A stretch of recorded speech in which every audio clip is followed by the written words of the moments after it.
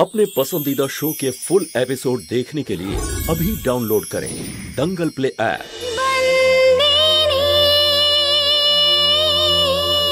मौलिक, मौलिक, मौलिक আমার কথা শোন মৌলিক।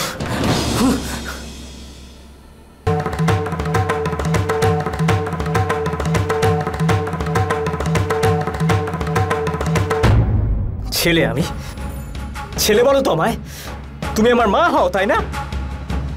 মানে পৃথিবীতে এরকম কোন মা আছে যে নিজের ছেলের কাছে লুকিয়ে রেখেছে যে সে তার মা? একবারের জন্য মনে হয়নি যখন আমি তোমার পিসি বলে ডাকতাম আর অন্য কাউকে মা বলে ডাকতাম? আজ হঠাৎ আমি মৌলিক মাহিয়া বংশী থেকে মৌলিক বাঘেলা হয়ে গেলাম। আজ আমি বুঝতে পেরেছি যে ওই হিতেন আছে না, যে সব সময় সেটাই করেছে যেটা বাবা মানা করেছে, সব ব্যাপারে বাবার বিরুদ্ধে গিয়ে কাজ করেছে, কিন্তু তবুও সবাই ওর মধ্যেই ধর্মরাজ মাহিয়া বংশীকে দেখেছে, আমার মধ্যে নয়। কারণ সত্যি এটা যে আমি ধর্মরাজ মাহিয়া বংশীর ছেলেই নই, আমি ওনার সন্তানই নই। আরে আমি তো একটা ডাকাতের সন্তান, তাই না?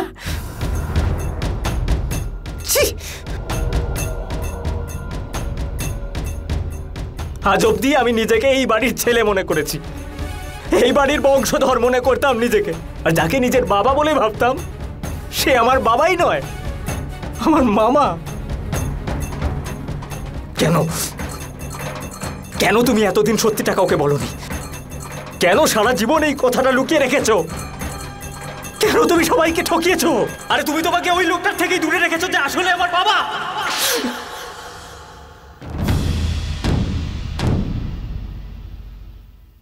মারো আমাকে,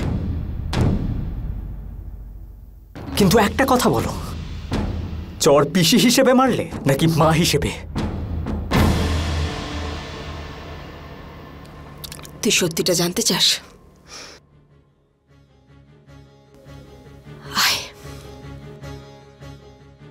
আয় এখানে। এটা সেই সময়ের কথা যখন ভাই বিদেশে গিয়েছিল ব্যবসার কাজের জন্য। তখন আমার সাথে একটা দুর্ঘটনা ঘটে। একটা ডাকাতের দল আমাকে তুলে নিয়ে যায় আর কাঞ্চি আমাকে তাদের হাত থেকে বাঁচায়। আমার বয়স তখন অল্প ছিল। আবেগে ভেসে গিয়ে কাঞ্চিকে ভালোবেসে ফেলি। আমরা দুজনে সবাইকে লুকিয়ে মন্দিরে বিয়েও করি। কিছুদিন পরে আমি গর্ভবতী হয়ে পড়ি, আর এই কথাটা কাঞ্চি নিজেও জানতো। আমরা দুজন সবকিছু ছেড়ে ছুড়ে দিয়ে পালিয়ে যেতে চেয়েছিলাম, দুজনে একসাথে সারা জীবন থাকার জন্য। কিন্তু যেদিন আমাদের পালানোর কথা ছিল সেদিনও আমাকে নিতেই এলো না। ভেঙে পড়ি আমি, সব শেষ হয়ে যায়। কি করতাম? ভাইকে সবকিছু জানানোর থেকে আমার আত্মহত্যা করা ভালো ছিল, না হলে সুভদ্রা বৌদির সাহায্য নিতে হতো। আত্মহত্যা আমি করতে পারিনি, কারণ আমার পেটে তুই ছিলি। আর আমি দ্বিতীয় পথটা বেছে নিই। আমি সুভদ্রা বৌদির কাছে গিয়ে সবকিছু খুলে বলি। তখন সুভদ্রা বৌদিরও বাচ্চা হবে। ও আমাকে বলে, আমার গর্ভবতী হওয়ার কথাটা আমরা কাউকে জানতে দেব না, সবার থেকে লুকিয়ে রাখবো। আর বাচ্চা হয়ে যাওয়ার পর আমরা সবাইকে বলে দেব যে ওর একটা নয় দুটো বাচ্চা হয়েছে। কিন্তু আমরা যা ভাবি না মৌলিক,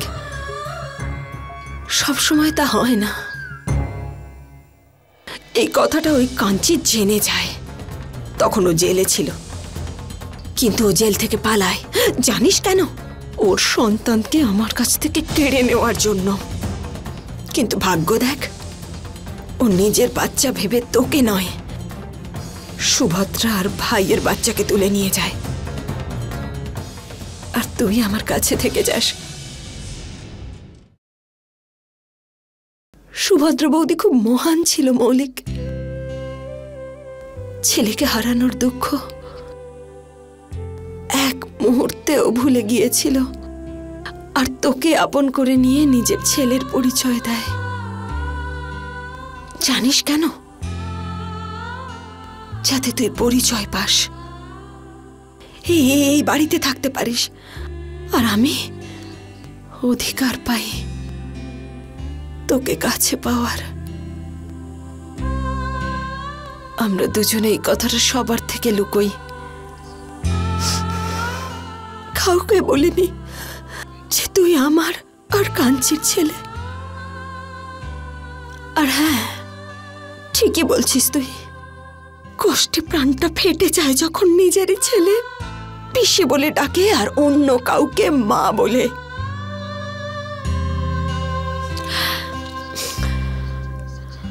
দেখ, আমি তোকে সবকিছু বলে দিলাম যা সত্যি।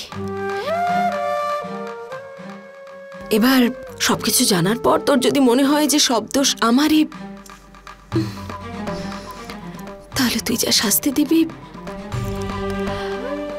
আমি মেনে নেব।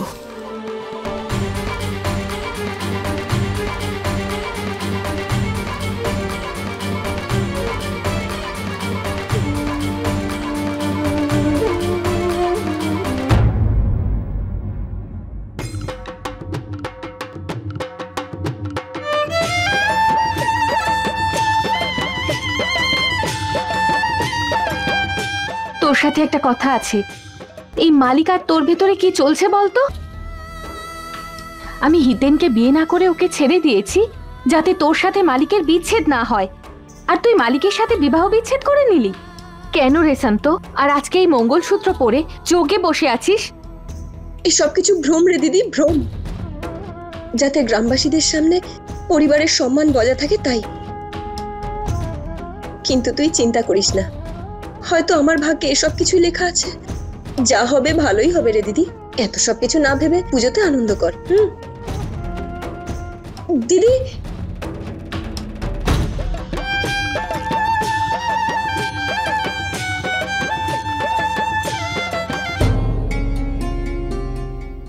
কি হয়েছে খেমি?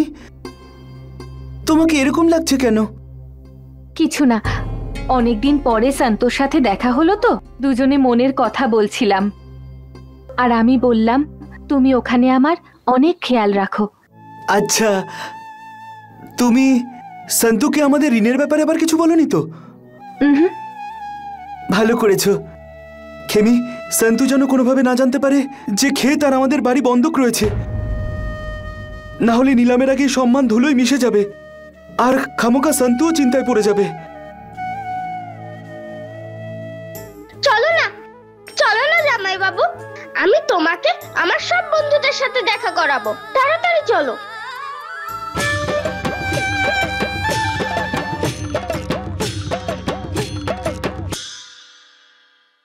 ক্ষমা করে দিও খেমি, আমায় ক্ষমা করে দিও, কারণ আমি তোমার আর অর্জুনের সব কথা শুনেছি। ও দেনায় ডুবে থাকার কথা বলছিল। হ্যাঁ, ওর উপরে ওর বোনের বিয়ে ঋণ রয়ে গেছে, সেই জন্য আমাদের চাষের জমি আর আমাদের বাড়িও বন্ধকই রয়ে গেছে। কিন্তু আমরা হার মানিনি, সব ঠিক হয়ে যাবে। আমরা দুজনে মিলে সব ঋণ শোধ করে দেব। খেমি, আমি জানি এখন আর তোমার উপরে কোনো অধিকার নেই, কিন্তু একজন বন্ধু হয়ে আমি তোমাদের সাহায্য করতে চাই। তুমি চাইলে তোমাদের এই দেনা আমি পুরোটা শোধ করে দিতে পারি। না হিতেন, বন্ধুত্বের সম্পর্ক হলেও তোমার থেকে সাহায্য আমি নিতে পারবো না, কারণ বিয়ের পরে সিদ্ধান্ত একজনের নয়, দুজনেরই হয়ে থাকে। আর এতদিনে অর্জুনকে যতটুকু চিনেছি, ও কারোর থেকে দয়া নিতে কোনোভাবেই চাইবে না। আর যেটা স্বামীর আত্মসম্মানে লাগবে এমন কাজ আমি করব না।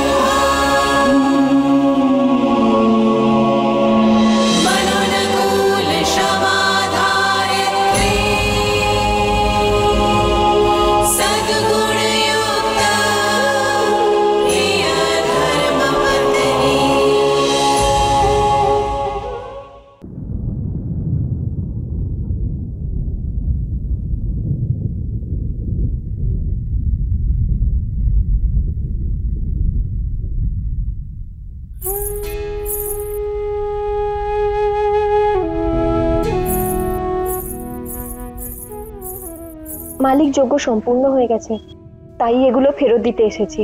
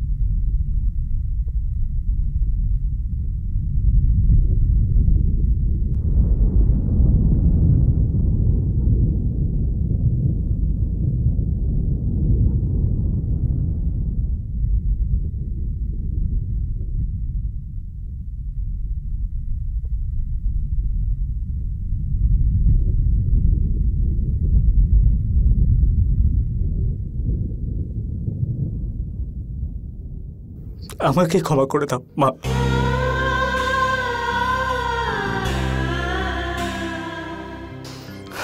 আমাকে ক্ষমা করে দাও, আমাকে ক্ষমা করে দাও। আমি তোমাকে অনেক খারাপ কথা বলেছি, অনেক অপমান করেছি, আমাকে ক্ষমা করে দাও।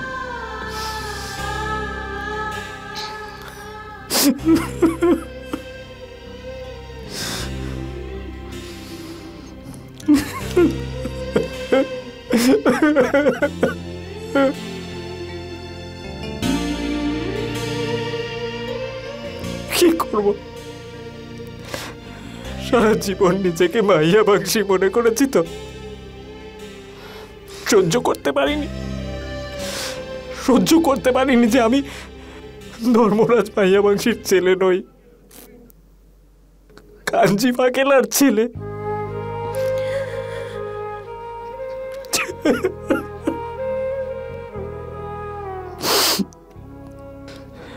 কিন্তু সত্যি তো এটাই মা, যে আমি তোমার ছেলে, তোমার সন্তান, আমি তোমার ছেলে। আমাকে ক্ষমা করে দাও।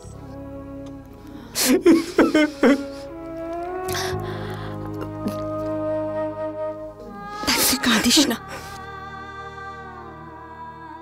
দোষ তো আমাদের ভাগ্যের ছিল, দোষ পরিস্থিতির, তোর কোনো ভুল নেই।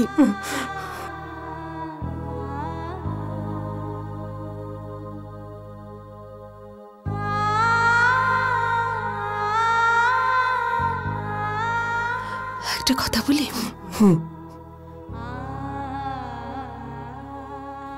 আমার খুব ভালো লাগলো তুই আমাকে প্রথমবার মা বলে ডাকলি।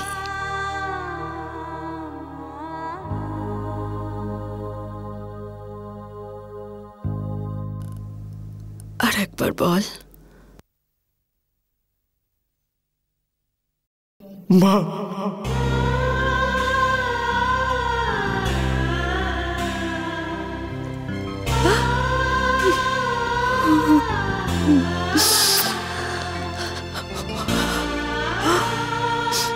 একটা কথা মনে রাখিস, আমাকে মা বলবি না, পিসি বলেই ডাকবি সবার সামনে। আরে তুই আমাকে পিসি বলে ডাকলেও আমার ভালোবাসাটা কি কমে যাবে পাগল? একটা কথা সব সময় মনে রাখিস, যে তুই তরুলতা আর কাঞ্চির নয়, তুই তুই ধর্মরাজ মাহিয়া বংশী আর সুভদ্রা মাহিয়া বংশীর ছেলে। আমি তোর মাই, কিন্তু সারা জীবন তোর পিসি হয়ে থাকবো।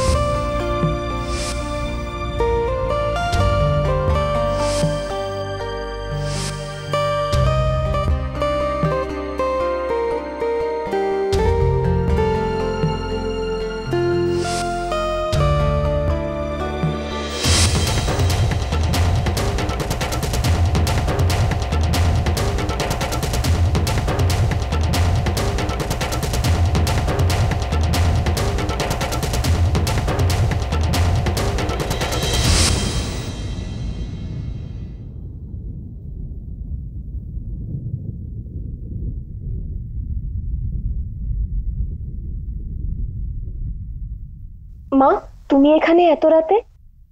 পুজোর জন্য তোর সঙ্গে তো কথা বলার সময় পেলাম না। তুই শাড়ি গয়না ধর্মরাজকে দিয়ে দিয়েছিস, তাই না? মঙ্গলসূত্র দিসনি কেন? মা, তখন এই মঙ্গলসূত্র পরার ছিল না, তাই মালিককে আমি ফেরত দিয়ে দিয়েছিলাম। কিন্তু আজকের এই যজ্ঞের জন্য আজ আবার আমাকে এটা পরতে হলো। কিন্তু এখন যখন সব শেষ হতে চলেছে, চাইলে আমি এটা ফেরত দিয়ে দিতেই পারতাম,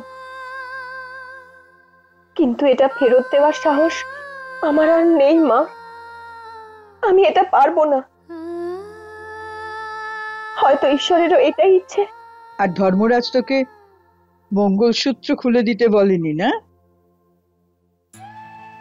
আর এই কথাটাই সবচেয়ে সত্য, যে ধর্মরাজ এই সম্পর্কটা ধরে রাখতে চায়। আমি বাজি ধরে বলতে পারি রে মা, প্রথমে আমার সন্দেহ ছিল, যদি ধর্মরাজ তোকে আর না ডাকে, আর যখন ও এই মঙ্গলসূত্রটা ফেরতই নেয়নি, ও তোকে ওর স্ত্রী বলে মানে রে মা। আমি এটাতে খুব খুশি হয়েছি রে মা। তোর স্থান এই বাড়িতে এখনো আছে রে মা।